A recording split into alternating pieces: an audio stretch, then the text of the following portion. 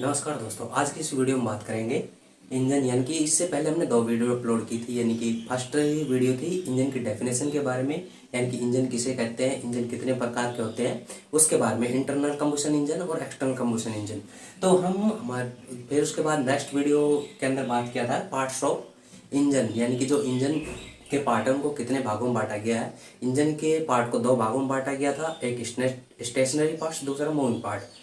Stationery part वो parts होते हैं जो स्थिर रहकर काम करते हैं, और मूविंग पार्ट वो रहते हैं जो हमारे हलचल हरकत करते हुए जो हमारे इंजन से पावर पैदा करते हैं, उसके अंदर काम करने वाले होते हैं।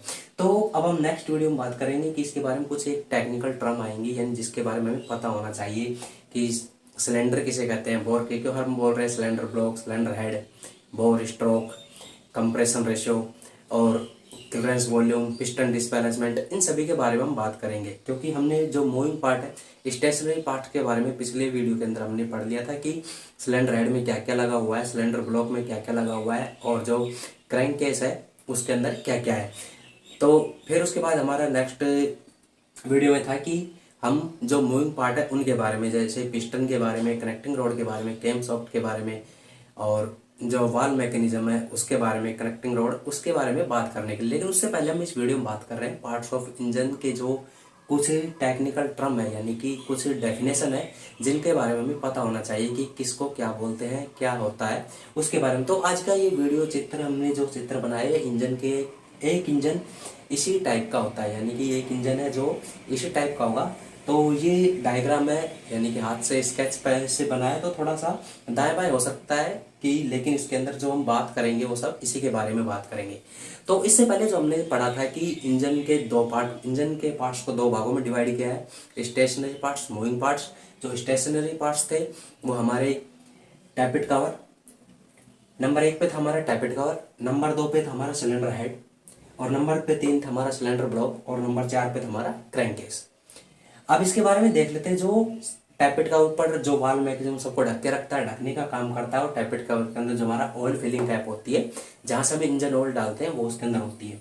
फिर उसके बाद होता है सिलेंडर हेड। सिलेंडर हेड के अंदर क्या होता है कि हमारा वाल मैकेनिज्म, जो भी हमारा वाल मैकेनिज्म है वो पूरा किसके अंदर होता है, सिलेंडर हेड के अंदर होता है।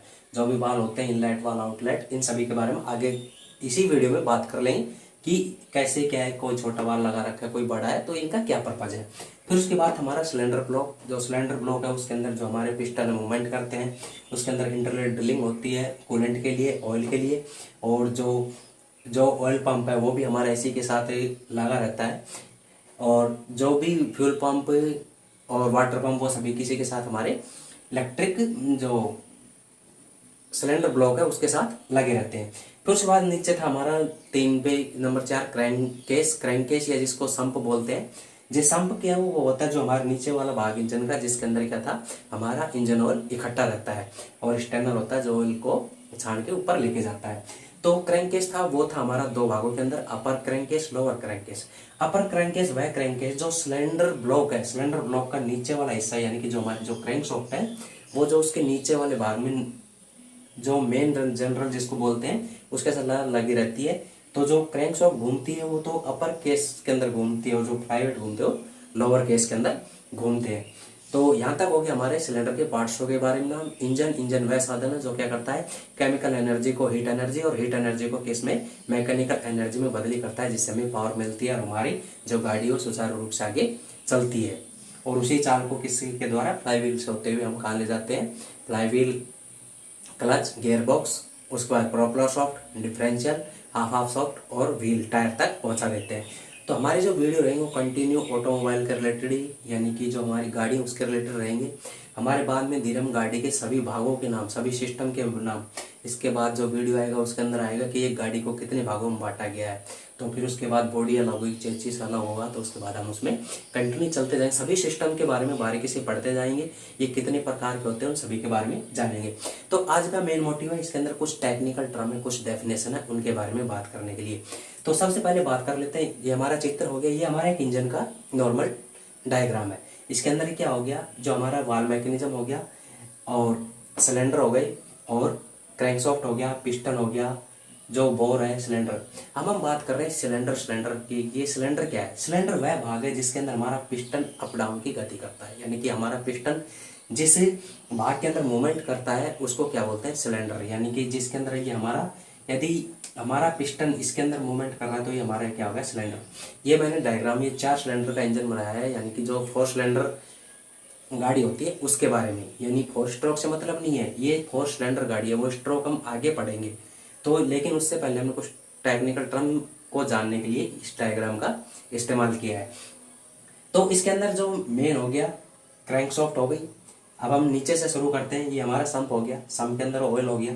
फिर उसके बाद आ गया हमारा ये लोअर क्रैंकेस, उसके बाद आ गया अपर क्रैंकेस। जो अपर क्रैंकेस के नीचे क्या है, हमारी क्रैंकशाफ्ट लगी हुई है।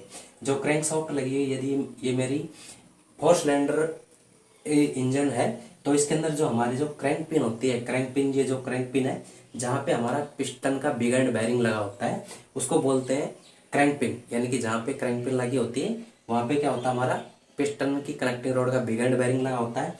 और उसके बाद यानी कि ये हमारी हो गई क्रैंकशाफ्ट।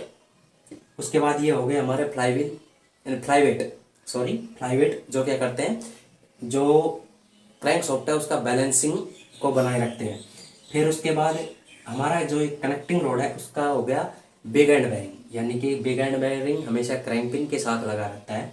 और उसके बाद हमारी हो गई कनेक्टिंग रोड। कनेक्टिंग रोड के बाद ये हो गया हमारा स्मॉल एंड बैरिंग, यानी कि जो हमारी हो गया स्मॉल एंड बैरिंग। फिर ये हो गया हमारा पिस्टन। पिस्टन के अंदर रिंग होती है, ऑयल स्कैपर रिंग होती है, कंप्रेसर रिंग होती है, ये जो इसके साथ। फिर उसके बाद जब हमारा जैसे इसके अंदर, यानी यहाँ पर यहाँ तक जो हमारा पिस्टन मूवमेंट जो हो रहा है, जिसके अंदर ये हमारा सिलेंडर हो गया। फिर उसके ऊपर ये हमारे वाल हो गई, यहाँ तक हो गया सिलेंडर ब्लॉक। सिलेंडर ब्लॉक वह है जिसके अंदर पिस्टन हरकत करता है, यानी कि पिस्टन अपना काम करता है, अप डाउन की गति करता है, वो हमारा हो गया सिलेंडर ब्लॉक। फिर उसके बाद है सिलेंडर हेड। सिलेंडर हेड के अंदर क्या होता है, हमारे वाल लगे होते हैं, यानी पूरा वाल मैकेनिज्म होता है। इसको 4 कैमसॉफ्ट, कैमसॉफ्ट सभी वालों को क्या करती है, ऑपरेट करती है। जो भी वाल है उनको ऑपरेट करती है। और इसके अंदर हमारे इनलेट और आउटलेट वाल लगे होते हैं, यानी इनलेट वाल से जो हमारी फ्रेश एयर अंदर जाती है सिलेंडर के अंदर, और आउटलेट वाल से जो एग्जॉस्ट है, जली हुई गैस बाहर निकलती है। इसके बारे में हम आगे बात करेंगे, यानी कि जब हमारे स्ट्रोक के बारे में पहुंचेंगे तब उसके बारे में बात करेंगे। और फिर उसके बाद हमारा वाल मैकेनिज्म हो गया, यानी कि जो इनलेट वाल होता है वो हमेशा बड़ा होता है। पहचान करने वाली बात है, जो वाल हमेशा बड़ा होगा, साफ होगा आउटलेट की तुलना में। यानी कि आउटलेट की तुलना में इनलेट वाल बड़ा होता है और थोड़ा साफ मिलेगा, जबकि एग्जॉस्ट वाल साइज में थोड़ा छोटा होगा आगे से, और वो थोड़ा डार्कनेस यानी ब्लैक मिलेगा, तो वो आउटलेट वाल होता है। फिर उसके बाद अगर पेट्रोल गाड़ी है तो स्पार्क प्लग होगा, और डीजल गाड़ी है तो इंजेक्टर होगा। फिर उसके बाद हमारा टैपिट कवर, ये फ्लाईव्हील, यानी कि एक साइड में क्रैंकशाफ्ट के फ्लाईव्हील लगा होता है और दूसरे साइड में क्या होता है, ऑयल पंप लगा होता है। यानी कि ऑयल पंप को चाल फर्स्टली जैसे ही क्रैंकशाफ्ट घूमती है, ऑयल पंप को भी चाल हिसाब से मिलने लग जाती है। तो अब हम बात कर रहे हैं कुछ डेफिनेशन के बारे में, यानी कि उस डेफिनेशन, अब मैं इस चित्र को साफ कर रहा हूँ, कुछ डेफिनेशन के बारे में जो क्या होगा, जिसको हम काम में लेने वाले हैं कुछ बात करने के लिए, यानी कि कुछ टेक्निकल टर्म आएगी उसके बारे में हम बात करते हैं। कि जो हमारा बोर, आपने पढ़ा होगा भाई कितने बोर है, कितने स्ट्रोक है, स्ट्रोक इस गाड़ी का कितना है, बोर कितना है, तो उसके बारे में भी हम बात करेंगे। आपने पता, आप गाड़ी लेने जाते हो, आपको कि आपकी गाड़ी कितने सीसी की है, आपने कभी सोचा है वो सीसी कैसे निकलता है और कैसे क्या होता है? तो हम इन सभी के बारे में, हमारे जो लेक्चर रहेंगे यानी कि जो वीडियो रहेंगे वो सभी क्या होंगे, एक रिलेटेड होंगे, यानी कि जो अब आप मैकेनिकल इंजीनियरिंग नॉलेज से रिलेटेड होंगे, जिसके अंदर आप क्या आसानी के साथ इनको समझ सकते हो। तो यहाँ पे जब हम बात करेंगे, सबसे पहले कुछ डेफिनेशन आती है, जैसे बोर, बोर, स्ट्रोक, स्ट्रोक। फिर उसके बाद आ गया टीडीसी, फिर उसके बाद BDC, top dead centre, bottom dead centre. फिर उसके बाद आ गया कंप्रेशन रेशियो,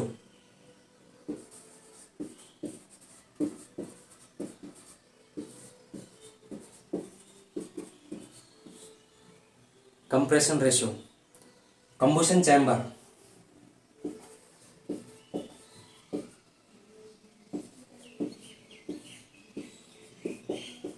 कंबशन चैम्बर। फिर उसके बाद आ गया पिस्टन डिस्प्लेसमेंट,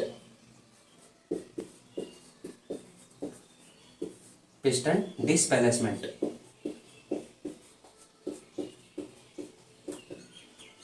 डिस्प्लेसमेंट ये हमारे कुछ टेक्निकल टर्म्स। इसके बाद IHP, BHP,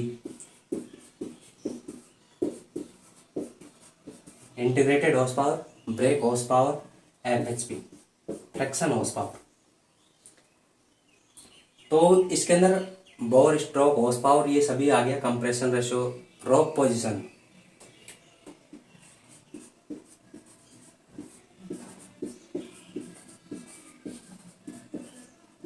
रॉक पोजीशन। तो इन सभी के बारे में हम चर्चा करेंगे इस वीडियो के अंदर कि बोर किसे कहते हैं, स्ट्रोक किसे कहते हैं, कंप्रेशन रेशियो क्या है, उसी के चलते। तो अब हम इसको क्या करते हैं कि जो हमारा एक छोटा डायग्राम का इस्तेमाल करते हैं, उसके अनुसार ही हम इसको आसानी से समझ पाएंगे। सबसे पहले बात करते हैं बोर के बारे में। हमारा पिस्टन कहाँ मूवमेंट करता है? एक सिलेंडर के अंदर, यानी कि जो हमारा सिलेंडर है, मान लीजिए ये हमारा सिलेंडर हो गया, ठीक है। ये इसके ऊपर पिस्टन को, चलो हाँ ये पिस्टन हो गया,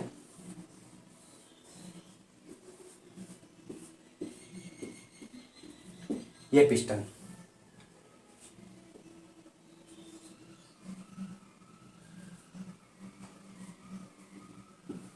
ये हमारे वाल हो गए, और ये जगह स्पार्क प्लग है तो स्पार्क प्लग, और इंजेक्टर है तो इंजेक्टर। अब हम सबसे बात करते हैं कि जो हमारा बोर, बोर किसे कहते हैं? ये जो हमारे सिलेंडर का व्यास है, यानी कि यहाँ से यहाँ तक का जो व्यास है, इसको बोलते हैं बोर। यानी सिलेंडर के इंटरनल डाया को ही क्या बोलते हैं? बोर। बोर हो गया। फिर उसके बाद है स्ट्रोक। स्ट्रोक, उस स्ट्रोक से पहले हम जान लेते हैं TDC और BDC। इस सिलेंडर के अंदर एक जगह एक फिक्स होती है कि पिस्टन इससे नीचे नहीं जा सकता और इससे ऊपर नहीं जा सकता। यानी कि जो कनेक्टिंग रोड, जो हमारी कनेक्टिंग रोड क्रैंकशाफ्ट के साथ जो जुड़ी हुई है, तो उसकी बनावट उसी हिसाब से हमारा जो स्ट्रोक है वो तय होता है। यानी कि जो क्रैंक पिन के साथ जो हमारा बिग एंड बेरिंग जुड़ा हुआ है, पिस्टन मूवमेंट कर रहा है, तो वो एक कितनी लास्ट पॉइंट तक उससे नीचे नहीं जा सकता, और एक ऊपर पॉइंट आता है TDC, यानी इससे ऊपर नहीं जा सकता और इससे नीचे नहीं जा सकता, ठीक है। यानी कि BDC सिलेंडर बोर में वह भाग है जिसमें पिस्टन उससे और ज्यादा नीचे नहीं जा सकता। TDC सिलेंडर के अंदर का वह भाग जिसमें पिस्टन उससे ऊपर नहीं जा सकता। तो ये हमारा TDC और BDC। अब TDC और BDC के बीच की दूरी को बोलते हैं स्ट्रोक। हम कुछ समझ में आया? यानी कि पिस्टन का सिलेंडर के अंदर वह भाग जिसके अंदर पिस्टन और उससे ज्यादा नीचे नहीं जा सकता, उसी को बोलते हैं बॉटम डेड सेंटर। और सिलेंडर के अंदर वह मैक्सिमम भाग जिससे पिस्टन और ऊपर नहीं जा सकता, उसको बोलते हैं टॉप डेड सेंटर। और BDC और TDC के बीच की दूरी को बोलते हैं स्ट्रोक। तो यहाँ तक हमारी हो गई 4 डेफिनेशन कि जो स्ट्रोक क्या है, BDC और TDC। फिर अब उसके बाद है कि जो हमारा कंप्रेशन रेशियो, कि कंप्रेशन रेशियो क्या होता है।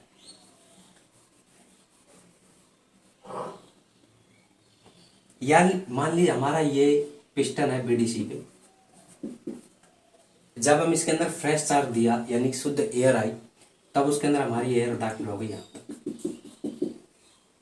तो ये एयर दाखिल हो गई, जब पिस्टन ऊपर की तरफ जाएगा तो ये एयर कंप्रेस हो जाएगी, यानी कि जो यहाँ तक भरी हुई थी, अभी पिस्टन मान लीजिए हमारा यहाँ पे यहाँ तक आ गया। तो उसके बाद जो एयर हमारी कंप्रेस हुई, यानी कि जो एयर कंप्रेस हुई वो कहाँ तक हो गई? यहाँ तक सिकुड़ गई।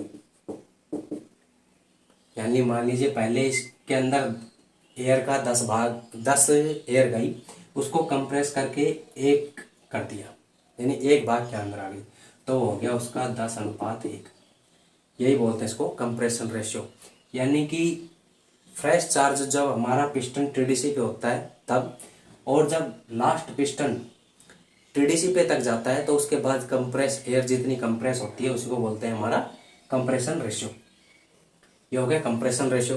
फिर उसके बाद जो अभी स्ट्रोक के बारे में तो हमें इतना समझ में नहीं आएगा, क्योंकि आप स्ट्रोक हम पढ़े नहीं उसके बारे में, आपको बताएंगे जो स्ट्रोक होते हैं 4 स्ट्रोक 2 स्ट्रोक उसके चक्कर में, लेकिन हम अभी फिलहाल उसी के बारे में बात कर रहे हैं, कुछ हमारी डेफिनेशन थी उसके बारे में। तो ये था हमारा कंप्रेशन, टीडीसी हो गया, बीडीसी हो गया, बोर हो गया, स्ट्रोक हो गया, कंप्रेशन रेशियो हो गया। फिर उसके बाद हमारा हो गया कि जो रॉक पोजीशन है, रॉक पोजीशन हमें पता है कि जो हमारा पिस्टन है वो इसके बीच में मूवमेंट कर रहा है, ऊपर नीचे की हरकत कर रहा है, ऊपर नीचे की हरकत कर रहा है। तो जब हमारा पिस्टन टीडीसी से बीडीसी की ओर आता है, यानी कि टीडीसी से बीडीसी की ओर आता है, तो पिस्टन बीडीसी पहुंचता है तो क्रैंकशाफ्ट को एक कुछ डिग्री एंगल, यानी कि 15 से 20 डिग्री, 15 से 20 डिग्री हमारा पिस्टन ठहरता है। यानी कि जो पिस्टन टीडीसी से बीडीसी की तरफ आता है तो हमारा पिस्टन क्या होता है 15 से 20 डिग्री ठहरता है। इसी ठहरने को क्या बोलते हैं, रॉक पोजीशन, यानी कि इसी को क्या बोलते हैं, रॉक पोजीशन। ये हो गया हमारा रॉक पोजीशन। फिर उसके बाद है हमारा आईएचपी, बीएचपी और FHP. IHP integrated horse power, यानी कि जब हमारा पिस्टन के अंदर जितनी पावर पैदा हुई, यानी कि यहाँ पे जब हमारा कंबुशन हुआ या दहन क्रिया हुई तो उसके अंदर जितनी पावर मिली, ये जो पावर है इसको बोलते हैं आईएचपी। यानी ये जो पावर हमें यहाँ पे मिली उसको बोलते हैं आईएचपी। फिर उसके बाद है बीएचपी, यानी कि ब्रेक हॉर्स पावर, जो हमारी लास्ट टायर व्हील तक जाती है। और फिर उसके बाद है FHP, fraction horse power. Fraction horse power हमेशा फ्लाई व्हील के ऊपर नापी जाती है, यानी कि यहाँ से जो हमारे जो पावर हमें जनरेट हुई, ये पावर क्या करेगी, आगे नीचे पिस्टन को धकेलेगी, पिस्टन से कनेक्टिंग रोड मूवमेंट करेगी, फिर क्रैंकशाफ्ट मूवमेंट करेगी। क्रैंकशाफ्ट के साथ फ्लाई व्हील लगा हुआ है, पंप लगे हुए हैं, ऑयल पंप लगा हुआ, फ्यूल पंप लगा हुआ है, कैम शाफ्ट है, कैम शाफ्ट को चाल, रोकरो को चाल, तो उन सभी को ऑपरेट, जो एनर्जी जो फ्रैक्शन के कारण, घर्षण के कारण जो लॉस हो जाती है, उसके बाद जो बचती है उसको फ्लाई व्हील पे नापते हैं। फिर उसके बाद हमारा एक कंबुशन चैम्बर, यानी कि जो हमारा कंबुशन चैम्बर है, कंबुशन चैम्बर ये था हमारा कि ये हमारे इनलेट वाल हो गए, यानी कि ये वाल हो गया, हमारा पिस्टन आया यहाँ पे फ्रेश चार्ज को कंप्रेस करके लेके आया, यहाँ पे आ गया टीडीसी पे। टीडीसी पे आने के बाद इसके ऊपर का जो भी भाग बचा, यानी कि ये जो भी हिस्सा बचा, ये पूरा है कंबुशन चैम्बर, यानी कि इसी को क्या बोलते हैं, कंबुशन चैम्बर। कंबुशन चैम्बर यानी कंबुशन चैम्बर इंजन का वह भाग, कंबुशन चैम्बर इंजन का वह भाग जिसमें जिस सिलेंडर के अंदर पिस्टन टॉप डेड सेंटर यानी टीडीसी पर पहुंचता है, और उसके ऊपर जो भी जगह बचती है, जो जगह बचती है जहाँ पे उसकी दहन क्रिया होती है, उसी को क्या बोलते हैं, कंबुशन चैम्बर। कंबुशन चैम्बर सिलेंडर हेड में भी होता है और सिलेंडर ब्लॉक में भी होता है, ठीक है। तो कंबुशन चैम्बर दोनों जगह में होता है, क्योंकि सिलेंडर हेड के अंदर वाल्व, उसके अंदर कुछ स्पेस होता है, और कंबुशन सिलेंडर ब्लॉक में होता है, क्योंकि सिलेंडर ब्लॉक के अंदर जो पिस्टन है वो टीडीसी पे पहुंचता है। उसके बाद पिस्टन का डायग्राम, यानी पिस्टन किस टाइप का है, डोम टाइप का है, इसके पिस्टन के बारे में अलग से वीडियो है कि पिस्टन कितने प्रकार का होता है, कैसे मूवमेंट करें। तो हो गया हमारा कंबुशन चैम्बर। अब एक और आता है शिफ्ट वॉल्यूम, यानी कि shift volume.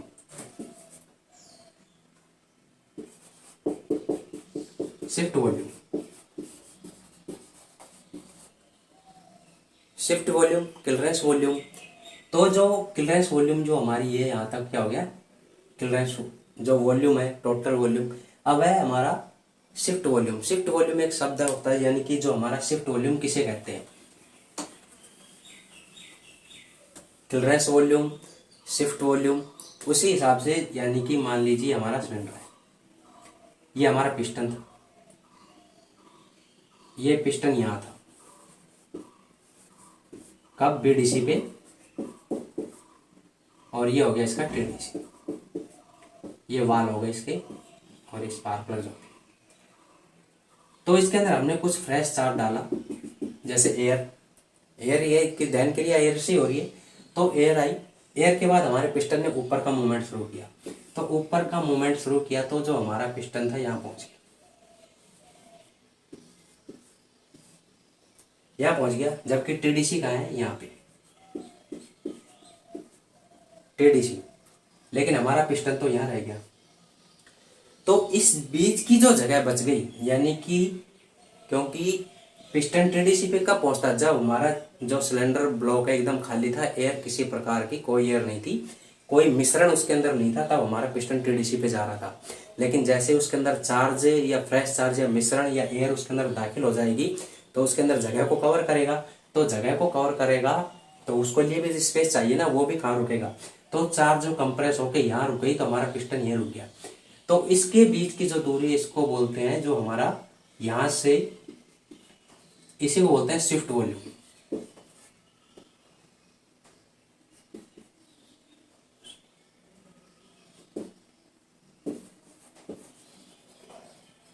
Shift volume, shift volume, clearance volume, और इसके ऊपर का बचा हुआ भाग क्या होगा हमारा, क्लियरेंस वॉल्यूम, यानी कि वीसी प्लस वीएस, ठीक है, अपॉन वीसी।